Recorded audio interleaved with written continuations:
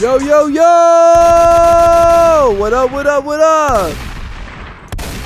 Welcome to the SDR podcast, baby. It's Wednesday, April 1st, 2020. We finally got through the month of March. Can you believe it? Can you believe it's over? I sure cannot. But we did it. It's April 1st, 2020. And you are listening to the SDR podcast, regular style this time. I am your host, S. Reedy, a.k.a. SDR, a.k.a. Mr. Sex, Drugs, and Rock and Roll himself. Get some more gunshots off, man.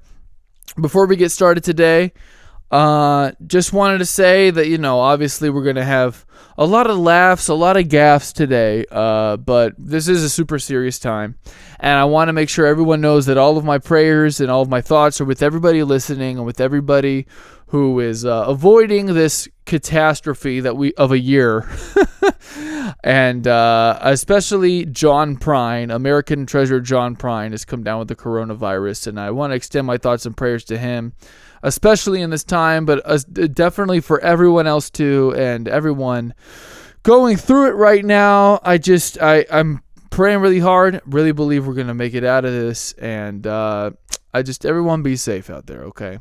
But besides all of the negativity in this world, despite everything that, is going on around us, we got just such great news here. We got just amazing news today because I'm on the other line, on the phone, with the mastermind behind the band, Walter Etc., a.k.a. Walter Mitty and his makeshift orchestra, professional fingerboarder, what else is he? The namesake of one of my more popular songs, Dust His Mustache. Dustin Hayes from Walter Etc. Dustin, what's good, my guy? Yo, that was quite the intro. Well, you're quite the man. How are you doing over there? I'm doing pretty good, man. Doing pretty good. I'm out in Ventura, California, just starting my day with a cup of coffee. Right. Well, that's amazing. So the first question I would like to ask you is who exactly gave you permission to drop the best album of the decade right as it begins? Because it wasn't me. No, it wasn't you, but I think you might have played a part, honestly. I don't know who gave... I played a part? Yeah, just by being stoked on the new music. Just gave me the guts to put it out there, I guess. I don't know. We didn't think the album was very good. Still, the jury's still out if it's good. But for a while there, we were like, maybe we just skip this album and just start off with something fresh. But I'm glad it came out. I am too. Okay, so for everybody who doesn't know, which is a very small amount of my audience, because I do talk about you so gosh darn much.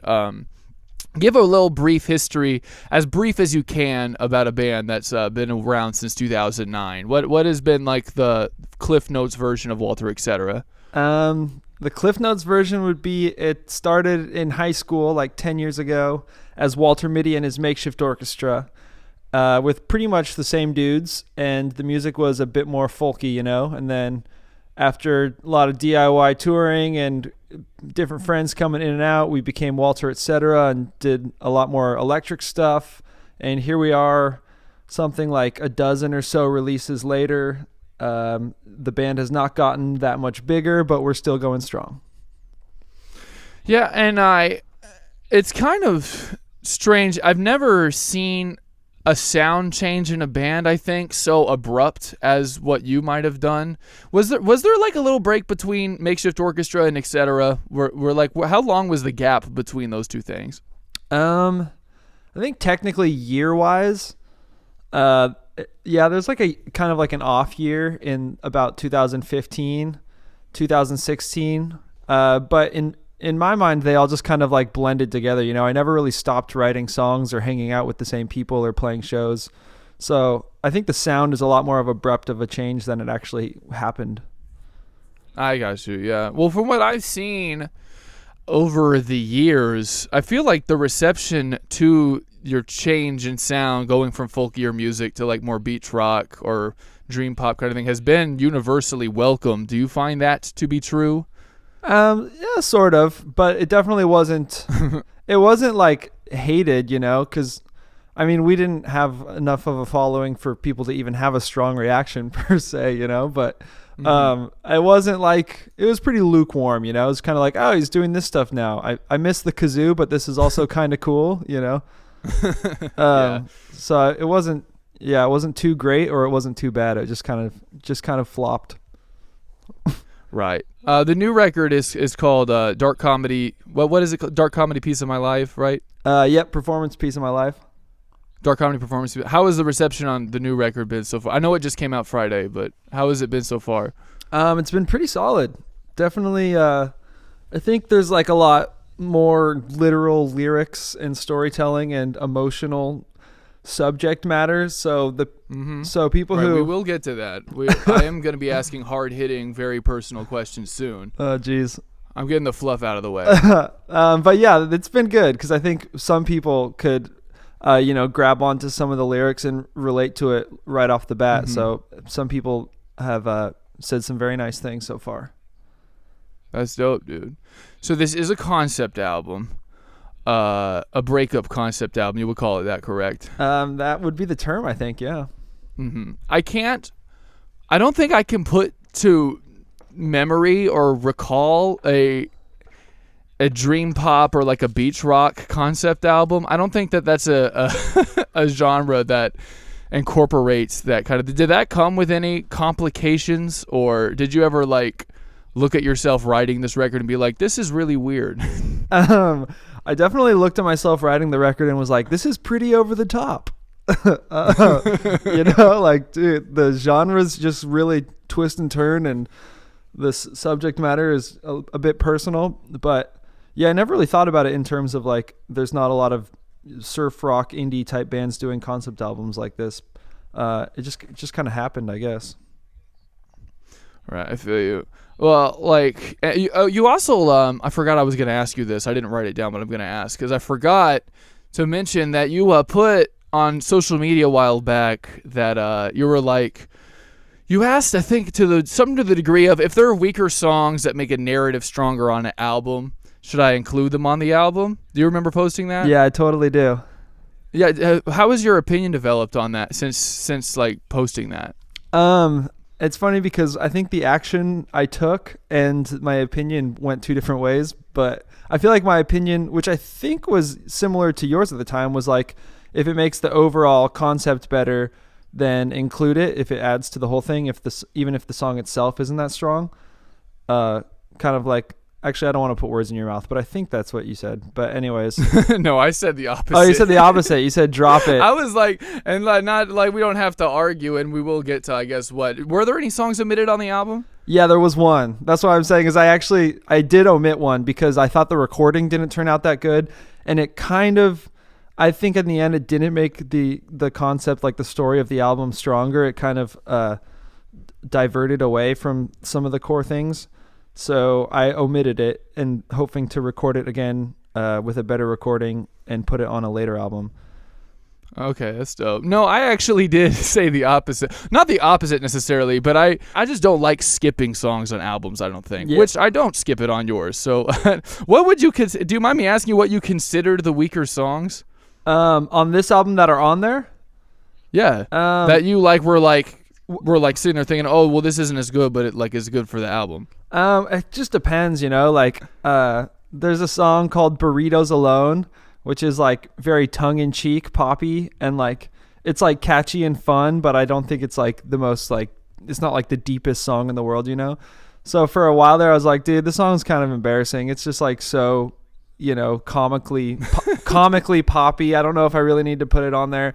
But then in the end I was like, oh, it's it's kind of I would want to bump this when I was like really caffeinated behind the wheel of a car or something and just like sing along. So I'm going to leave this one on. And also that seems to be like one of the favorites. Yeah, I know. Of course, like people like that one too. So I'm glad I left it on. But you know what I mean? That song's like pretty ridiculous. So sometimes I'm like, is this really like what I want to be writing at this point in my career? But then at the same time, I guess I do have that jokey poppy side of me, which I got to exercise a little bit. Mm-hmm. But well, I mean, like, it goes into the world building of the concept, you know, like, it's not like directly, I guess, related to like maybe the rawest of emotions on it, but it goes into the world building aspect. I don't think that it would take anything away. totally. And it is a really great song, yeah. What is your relationship with the concept album? Did you grow up listening to concept albums, or did you ever like think that was something you would do? No, I never really cared. This one, Wow, yeah. This one just happened by chance in that I was kind of writing as the events of the album were unfolding, and then after I went through the breakup and I wrote a couple more songs and then looked back, I realized like, oh my God, these songs can kind of tell a story if I put them in the same order in which I wrote them, or as close to that as I could. And so it just kind of turned into a concept album. I never really set out to make one, you know? Oh, I got you. So was there ever a moment, did you have a moment where you're like, okay, I'm going to make an incredibly detailed and specific documentation on this really hard moment in my life, or was that just what happened? Did you ever I guess what I'm really asking is, were you ever holding yourself back at any point during the writing process, or were you just writing and like it turned into this thing? Yeah, that's a good question. I definitely was just writing and it turned into this thing. And I tried to just stick with the first thought, best thought mentality, where I really didn't rewrite many lyrics at all on this. I'd kind of just like whatever came up, came out, because I was mostly just writing it to, you know, cope with the breakup and just the big life changes. And I wasn't really even thinking about releasing them at the time. So yeah, I was very like first thought, best thought. That's kind of why it came out pretty raw in some areas, I think, because I was just like, it's very unedited, just, you know. Mm-hmm. Oh, it's pretty much just a diary entry in some places. Yeah, totally. I ask everybody this, and I know that it's like, I know you just birthed this baby and everything, and I know it's the worst question to ask, but I always ask everybody, what's your favorite song on the record? God, it really depends on my mood. You know what I mean? And this is a bit ironic and contradictory to what I just said about Burritos Alone, but I kind of love the song "Things Are Going Too Good" because it's just it's just so damn poppy and goofy, and it literally still makes me laugh when I put it on. That's definitely the closest thing you've ever written to a Smash Mouth song. Yeah, but as far as like songwriting goes, I think "Thanks for Growing Up With Me" is one of my standout or like personal favorites, because it's just like, I don't know, you know, as far as introspection and storytelling goes, I think it's just on a one level up than some of my other songs. I am interested in that song because like it's very long and there's not necessarily a chorus to it, and then there's like a drum machine and like different synths. Did you just record that did you write that as an acoustic song and add a bunch of stuff later? Because like the elements that make up that song are very strange for you, but just in general. Yeah, how did that come? That definitely came out as an acoustic song, started, and then I went to record it I like wrote it acoustic, you know, but then pretty much right as I finished writing it, or as I was almost done writing it, I went to record it, and I knew I kind of wanted to do it on like a more jazz sounding electric guitar. So I did electric guitar, and then I don't know how that beat came out, but the beat was basically the next thing. And then as soon as I put that beat with that guitar, I was like, oh, I love this vibe. And everything else, like the sounds and the little melodic ebow on the guitar, those came together way later in the studio. But yeah, the backbone was definitely just like the drum machine beat and the guitar. Everything else was pieced together in the studio. Was a lot of the writing for this album like, okay, lay down the song and then kind of just pick and choose and add and see what works, or was it just that song? Yeah, a lot of it was the first thing you said, like the backbone was there with the guitar and vocals and maybe like a couple lead or bass ideas I had in my head. But a lot of it came together in the studio. I kind of went into the studio a little prematurely with a lot of ideas, like, oh, and here's an empty spot where I'm going to put some sort of instrument. I'm not sure what it's going to be yet. And then kind of like would toy around in the studio after that. Which was I got you. So you did not plan on putting a theremin on Gidget, etc. That just happened. well, that one specifically. The theremin threw me off. The theremin specifically was actually very early on a pre-planned idea. Oh, really? Yeah, that one's an exception to the rule here. That's really. I looked at my girlfriend when the theremin came in. I'm like, there's no way they thought to put a theremin there. They had one in the studio, and then they added it. They're like, this is sick. Yeah, I actually just got really into theremin like 2 years ago, and I got one. Oh, really? But I can't play the theremin, so that's actually, between you and me, that's actually not a real theremin. I just YouTubed how to make a synth sound like a theremin, and then I played the part on a synth. I do own a theremin. I just can't play it that well. It sounds like a theremin. Good. You bamboozled me. That's all that matters. As long as it sounds like a theremin, I don't really care what's real, what's not. Mm-hmm. So you recorded this album in Philadelphia? Yep. Why did you make the choice to record it like that far away? You live in Ventura, California. That's pretty far away. Like, yeah. You would think led to the choice of recording it that far away from home. You would think that would not be the smartest choice. My friend Ian and Jake in Slaughter Beach Dog they've been friends forever, and they have their own studio out there called the Metal Shop. And we kind of have always talked about for years, like, oh, we got to come make an album together. And but probably was never going to happen because we live the whole country apart.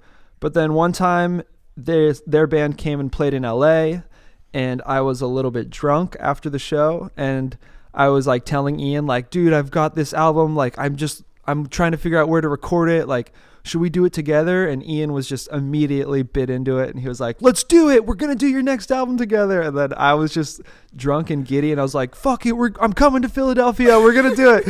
And then the next morning I was just like, okay, I guess I'm going to Philly, like, this is happening. And I'm so glad it worked out that way, because I don't think this album could have come out how it did without being able to work with Ian. Okay, well, that's dope. I saw Ian's name in something that either you posted or that I just read about it, and I didn't realize that was Ian from Slaughter Beach Dog, so that's really great. And they have their own studio and everything. That's really cool. That's really dope. Slaughter Beach Dog is an incredible band. Yeah, they're great. Oh, right. This was supposed to come after the Gidget, etc. question, but I still have to ask it, even though it's kind of awkwardly placed here. Was there any custody disagreement on Gidget at all? No. Or were you like, no, I need this cat to survive? Gidget is Dustin's cat, for everyone who doesn't know. Yeah, Gidget's my cat. She pops up on the album a lot. She's on the album cover. There was not really a custody battle. Because thank goodness. Yeah, I pretty much was like, I want to keep Gidget, and where she was going, she couldn't have a cat, so it just worked out in my favor.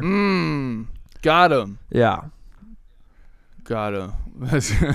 What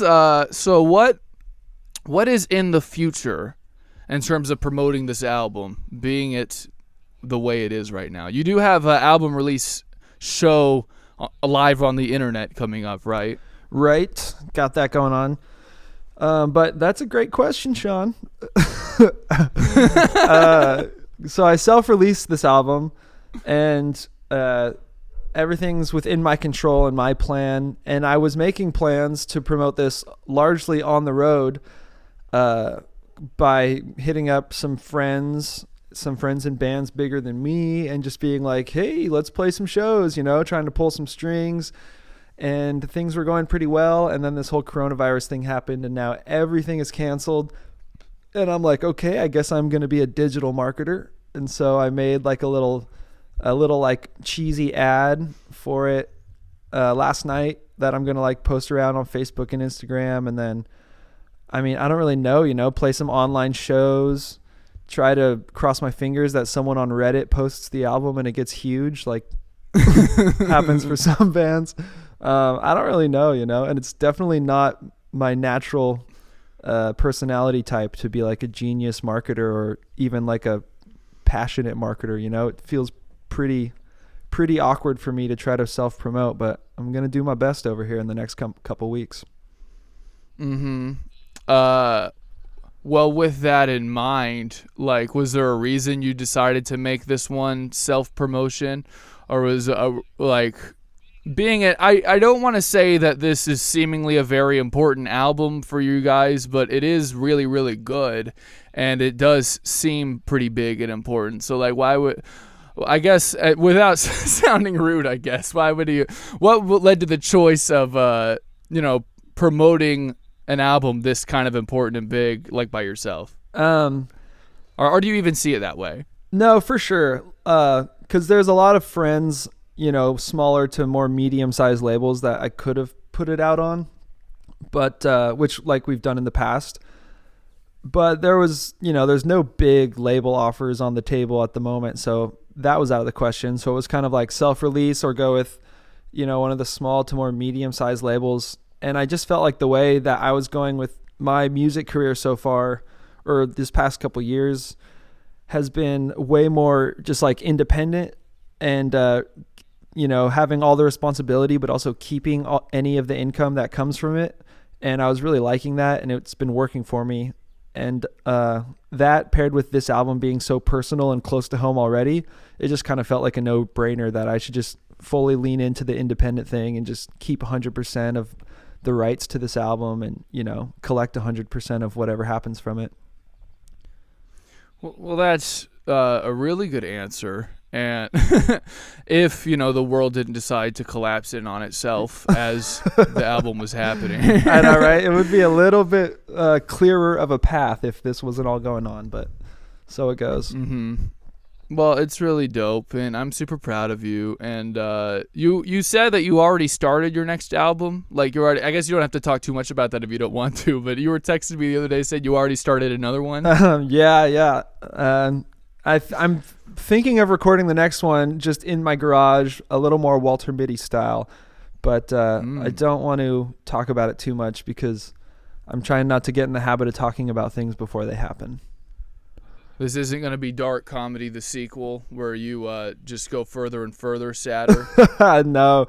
If anything, I think the next batch of songs will be not necessarily less personal, but less directly sad and more just like more just. Are you telling me your life's not falling apart still? No, life's pretty good. Life's pretty good. Could always be better, but it could definitely be worse. That's good. Well, that's really dope. And I think, I don't know, you being such a, and this is just me, I'm just going to suck your dick for a little bit here because you're great. And like, you being like that personal, especially for like your whole duration of being an artist, that is always what I've just respected about you so much, is that just being able to lay everything on the table. Because like, to me, like I've always believed that like artists are God's chosen people in a lot of different ways, and like vulnerability and like making people be able to feel normal inside themselves, to me, is like one of life's like top most important things. And like when it comes to an artist, like bringing beauty to life, like, making this world that we live in that is so devoid of beauty beautiful, and the way that like you and a lot of other people do, I don't know, you just take that to like another level, because like you're not afraid to get raw and get emotional, raw in the sense of like lyrics and raw in the sense of recording and everything. Like, you're just such a earthly person, I guess. Like, you're just so down to earth, and that's just why I've respected you for all these years, and why, like, I've told you before, you freaking really laid out the soundtrack for my whole college years, and like even going into, me being more of an adult and everything, and being able to do, our show that we did together in 2017, which you do need to come back to Oklahoma, and I am going to hold you to that whenever the world isn't ending anymore. But, for all those reasons, I felt the need to say in public that I love you very much, and that your music means the world to me. And thank you for being on, man. Dude, wow. Thank you. That is a very high compliment, and I appreciate it, because that makes a lot of things worth it for me. So thank you. I'm glad, man. I'm glad. I know that was a lot of words. I could have made that shorter. It's really nice to hear, though, because sometimes putting yourself out there it's, it doesn't just happen in a vacuum, there's some repercussions from it, and it's a very awkward way to live your life. So to hear someone appreciate it, like all the way in Oklahoma, that means everything to me. So thanks. Oh, well, for sure, man. And I'm sure that people do appreciate it. I mean, like, I hope you do know that a lot of people do appreciate it. And, like, they appreciate it across the board, across all artists. I think just, like, that vulnerability is so important. And I don't know. I'm rambling now. I hope you know that people do appreciate it. Like, a lot of people do. Thank you, man. Thank you. And I appreciate the vulnerability in your art as well. You write some dope-ass songs, and I would love to hear where your career is going after we chat. Or during while we chat. Oh, yes. I would love to hear what's next for you. Oh, yeah, absolutely. Oh, no. What's next for me is definitely going to be private. All right. Fair enough. It's been really, it's not that I'm not, it's not that I'm afraid to share it. It's just that, like, I've just been locked in this very hot room working on this. I do have an album coming out. I'm working on an album. Sick. But lately, the work process for that has just been working on it for like 18 hours a day in this very sweaty room, just very tired. Like, I don't even remember half the beats I make. That's just my creative process right now. So, like, so you're in the trenches of the process right now. You're at war. Yeah, that's sick. Yes, in the middle of the apocalypse. Right. So, like, but we can talk about that more later. I didn't want to just make this a big old mushy fest, even though I already did. So I did go to the internet, and I did ask the listeners of the podcast to give me. I wanted to ask you some of your top threes. I wanted to get some topics out there to get your top three blanks. You know what I mean? Oh gosh. Okay, I'm so bad. I didn't anticipate. I'm so bad at choosing favorites, but let's do it. Bring it on. Well, and I didn't anticipate the listeners of the podcast. Like, okay, like just realistically, I probably have about 40 to 45 people that listen to this thing, like, really regularly, Nice, yeah.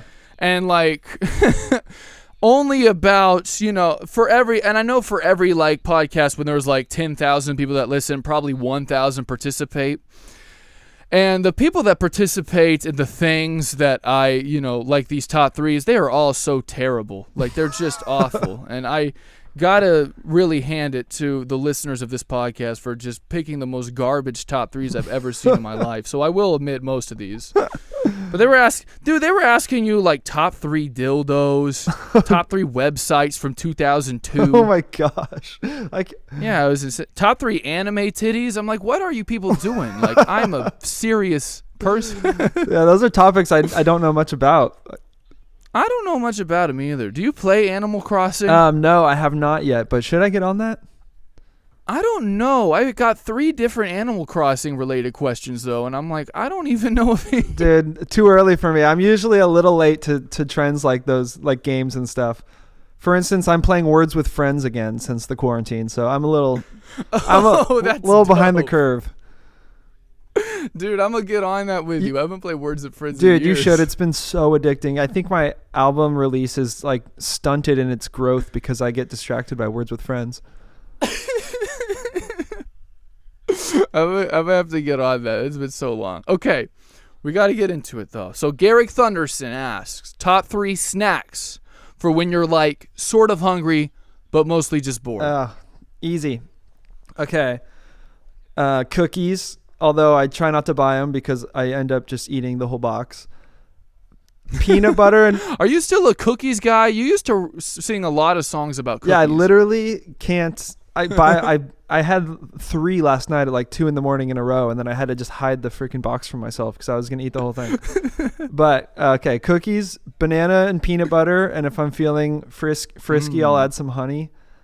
And, I don't know, some random stuff from Trader Joe's, like they're crispy cheese puffs or something. Trader Joe's has such good snack food. What's the best cookie, man? Oh, dude. Good question. Those little ones from Trader Joe's. I'm the Trader Joe's guy these days, but they come in a tub. Mm-hmm. These, like, little chocolate chip cookies are so good. They're kind of like whiter, and they dunk in milk super well, and they suck up the milk and they just, like, crumble in your mouth. It's really good. Also, their vegan cookies are super dank too. Not that I'm not even vegan, but I buy them because they're so good. Mm-hmm. Chips Ahoy Chunkies are classic. I was about to ask you about Chips Ahoy. You used to sing songs about Chips Ahoy, and I haven't heard you sing lyrics about Chips Ahoy in a while. The fire is still inside. Oh yeah, I mean, I'll down a box of Chips Ahoy for sure, but I stopped going to Vons and Safeway, and I've been strictly Trader Joe's mostly, so I'm on the JoJo's and the Dunkaroos over there. Mm-hmm. I got you. All right, okay. That's dope. That's a good answer. Get me off cookies, dude, because I was about to go into keyboard. I'm getting you off cookies. All right. Well, the only good ones that I got, like I said, I got so many and they were all garbage. And the only good ones were like food related. So now I have to ask you your top 3 chicken wing sauces. Okay. It's either that or dildos. Dude, okay, I'll do like a honey Dijon. I'm pretty basic if it comes to honey wing. I'm basic too. Dude, I'm not like the biggest wings guy or anything, but I love ranch. I love ranch. You don't like ranch? No, not at all. Wait, are you telling me you would just like dip fried chicken in ranch? Oh, for sure. Oh, I would dip anything in ranch. I love ranch. I don't know. I can't even. What else? Yeah, you don't got. No, give me a third. No, let me do a third. Okay. Yeah, no third. Okay, moving on. No, now I'm making you do a third. You got him real cocky. Well, now my mind's I was trying to bail you out. Now my mind's blanking about chicken wing dips. Like, I don't want anything too spicy, which I know is lame. But I mean, I could go for a South Carolinian barbecue sauce with a barbecue mustard twist. Is pretty good. See, that's pretty good. That sounds fire. That's niche. That sounds like a man who knows what he's talking about. There we go. Yeah, the regional barbecue sauces. I could be totally wrong on that, but we'll go with it. Charles Mendoza asked, and this is really where I wanted it to go, but it ended up being food, dildos, and anime titties. But what's top 3 songs of the end times? What's been your apocalypse playlist? Your top 3 locked in songs. Okay. What have I been on? I just watched this movie about the Brian Jonestown massacre and the Dandy Warhols, and I discovered this really cheesy but super catchy Dandy Warhol song called Bohemian Like You, and so that's got to be one of them because I sing that a lot. It's so bad it's good kind of song, which apparently is a genre that I like. That sounds deep. I hadn't heard of that at all. Hi everyone, it's me. It's S. Reedy again. S. Reedy from the future beyond this interview. It is at this point in the interview that Dustin's mic cuts out. Not for long.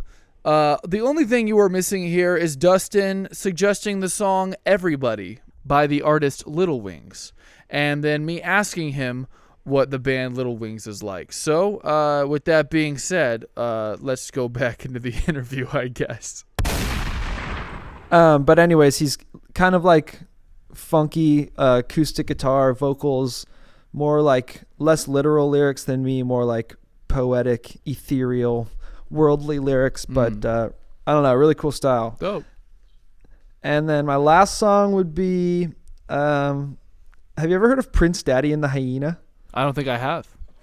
They're like a newer like punk band from the East Coast, and they have this song called Lauren Track 2, it's just infectiously good. His voice is like really screechy and terrible, but also so good. And this song has just got dope guitar riffs and super catchy verses, and so that's been my jam recently too. Freaking sick. Well, I'm going to have to check out all of that. I've not heard a lick of anything you were telling me about. So I got a job to do. That'll be dope. Well, like I say, most people are on Animal Crossing and I'm on Words with Friends. So you're so it's unique. Not necessarily, it's not a cool unique though. It's more of like a behind the times unique maybe.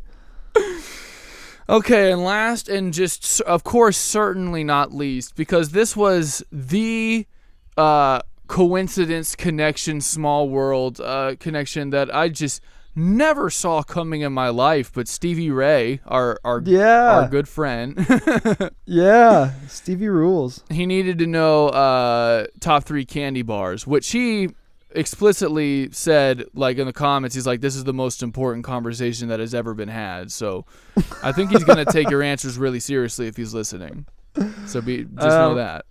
Fuck, I hope I don't let Stevie down. Stevie, if you're listening, what up, dude? Stevie's got great tracks too. You guys should tour together. You guys talk about that at all? We do talk about it frequently, and we were talking about it more frequently, and then the world exploded.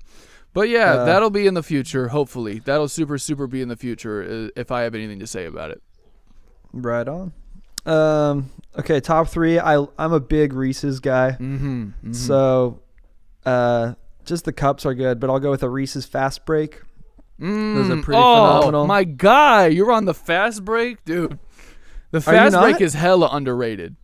Yeah, they are. They're so underrated. They're so good. That's usually my go-to. I try not to buy the candy bar at the gas station kind of thing, but if I'm feeling it, that's what I do. But I'll also do a Butterfingers are pretty damn good. Yeah. I'm a Butterfinger guy. And okay, here's a niche candy bar that used to be at my local 7-Eleven, and I haven't seen them in years. Have you heard of a Violet Crumble? I've never heard of a Violet Crumble. Dude, it's so good. I think it's an Australian. It's like chocolate covered like honeycomb, and it kind of has that like brittle texture of a Butterfinger, but it's like honeycomb, and it's unlike anything you've ever had. It's got Dustin, a purple wrapper. Who are you pulling out deep cut candy bars? Oh, dude, I'm a fat kid at heart, so I know this stuff. No, any respect I lost for you on the ranch dressing thing was immediately brought back with a Fast Break. I don't think I've met a person who shares the same passion for Fast Break candy bars. You don't drink energy drinks, do you? You strike me as a person who stays away from that. I mean, I try to, but Red Bulls, I like the taste of a Red Bull. A Red Bull and a Fast Break is the worst, most amazing combination. Oh ever. My God. That sounds like it would make me feel so crazy, but it sounds good. Sounds good in the short term. The combination of flavors is great. Dude, I'm telling you, every single time my family would go on a road trip when I was younger, I'd like to be like, okay, you guys can get a snack. It was Red Bull Fast Break every time. Like, the combo is uncanny. And yes, I would feel horrible for like the rest of the week. But in the moment, it was incredible. That's just amazing that my parents wouldn't, if I was a kid, if I walked out with a Red Bull, they'd just be like, no, you're not having a Red Bull right now. It's going to make you way too crazy in the car. Yeah, no. Well, caffeine doesn't affect me very much. Does caffeine affect, like, do you actually, when you drink coffee, does it actually wake you up? Because, I mean, it's just a beverage for me. Really? Damn. Yeah. No, it definitely gives me that like 30 minutes of euphoria where I think I can take over the world and self-release my own album. Oh, wow. And then it wears off and you're like, holy shit, I really took on a lot of responsibility here. But no, it works for me. It gets the job done. Do you actually wake up in the morning though? Because like I don't wake up till way later. It totally depends. Totally depends. Because when I asked you when you want to do this interview, you were like 11 a.m. and I was like, oh boy, that is the crack of dawn. And then I realized really? I apologize. And then no. But then I realized the 2-hour time difference. I was like, oh, that's 1 o'clock for me. I will have been waking up 15 minutes prior to that. So you're good. You're good. Yeah. No, it was perfect. Damn.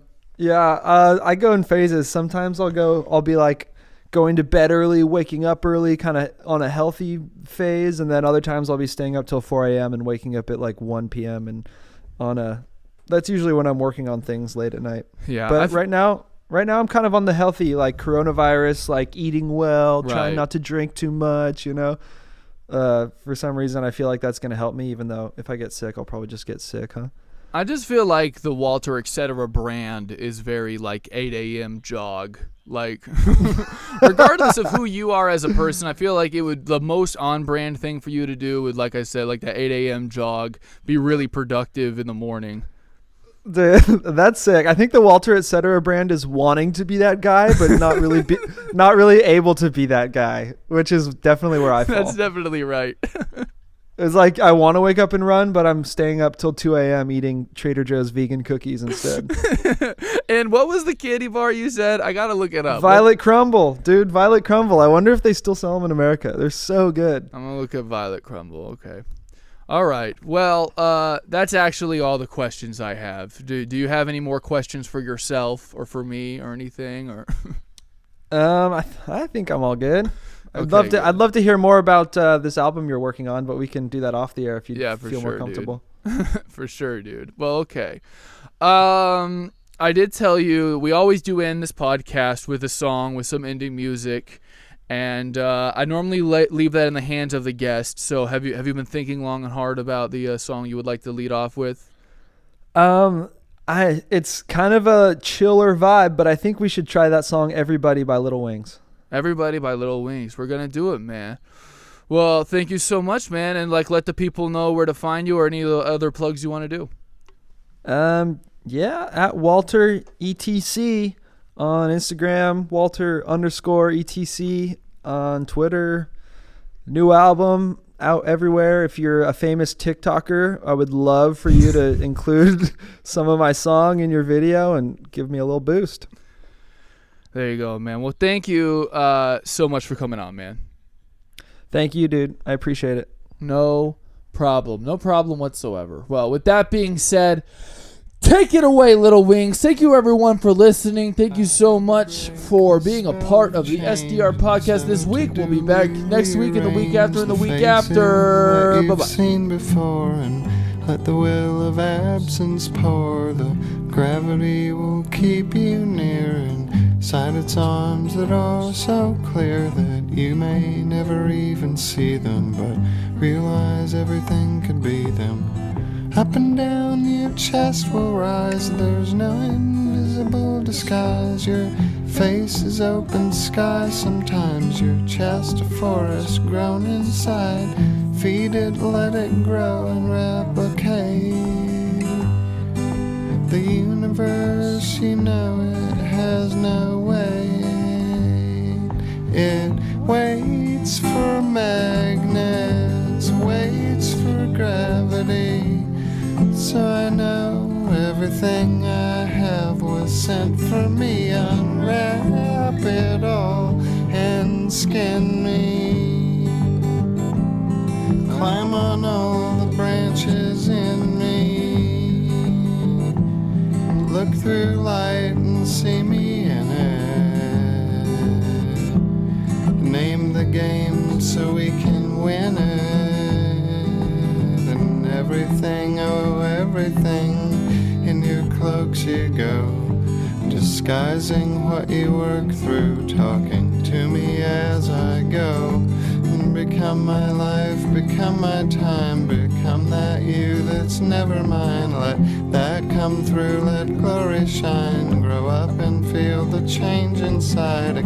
Expand, expand like land horizon, sponge and water soak the skies in. Take through what brought you by breathing life into the life you're leading. First came dust and light, so it's late at night, and I can see the first thing in your headlights while we drive. And we pull over, I am sober, my face looks older, you touch my shoulder. Now you've seen me, now I've seen you.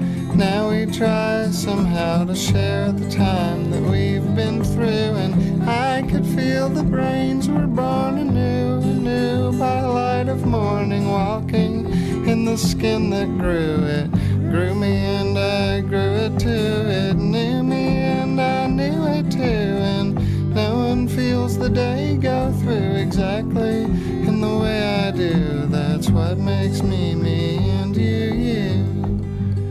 And I can be what makes me,